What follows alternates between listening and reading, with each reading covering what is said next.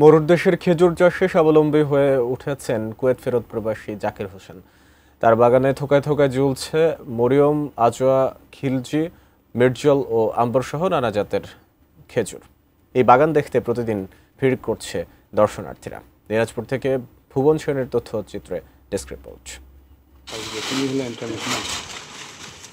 ফুলবাড়ী পৌর শহরের আবু আব্বাসের ছেলে জাকির হোসেন ১৯৯৯ সালে কুয়েত প্রবাসী হন। সেখানে খেজুর গাছ দেখে নিজ দেশে খেজুর বাগান করার পরিকল্পনা করেন তিনি। চাষের পদ্ধতি শেখেন অনলাইন সহ খেজুর চাষীদের কাছে। ২০১৭ সালে পৌর শহরের সজনপুকুর এলাকায় নিজের ২০ শতক জমিতে রোপণ করেন খেজুরের বীজ।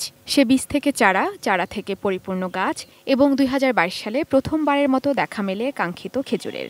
আমার এক একটি গাছেতে ৫০ থেকে ১৫০ কেজি পর্যন্ত ফলন আসে। এই গাছের ফলন যখন মিষ্টতা আসে তখন অনেক পাবলিক আসে, অনলাইনেও অনেকে খেজুর নেয়। আর প্রতি কেজি খেজুর ৮০০ থেকে আমি ১০০০ টাকা পর্যন্ত বিক্রি করি। অ্যান্টিব্যাকটেরিয়াল অ্যাডিটিভ যুক্ত সেরা ওয়াটার ট্যাঙ্ক বিশুদ্ধ পানিতে ব্যাকটেরিয়া জন্মাতে দেয় না। জাকির হোসেনের বাগানে মরিয়ম, আজোয়া সহ চাষ হচ্ছে নানা জাতের খেজুর। বাগানের পাশেই ১ একর জমিতে রয়েছে নার্সারি, যেখানে তৈরি হয়েছে ১২,০০০-এর বেশি চারা। সাধারণ চারা বিক্রি হচ্ছে ১,০০০ আর কলমি চারা ১৫ থেকে ৩০,০০০ টাকা পর্যন্ত। তার বাগান দেখে আগ্রহী হয়ে অনেকেই চারা সংগ্রহ করে রোপণ করছেন নিজ জমিতে। খুব ভালো লাগলো, খাইলাম, খায় মনটা শান্তি হলো যে শখ করে একটা গাছ বাড়িতে লাগাবো। রেগুলার কাজ করি এখানে, যা টাকা পাই এই টাকাতে আমার ভালোভাবে রোজগার চলে যায়।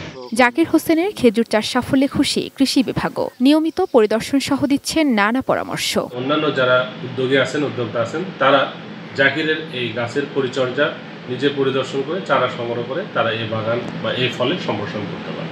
এবং প্রতিনিয়ত আমরা জাকিরকে তার কৃষি বিষয়ক যে সমস্ত রোগ বালাই বা পোকা ক্ষতিকর বা তার ম্যানেজমেন্ট কী হবে সে বিষয়ে আমরা পরামর্শ দিয়ে যাচ্ছি।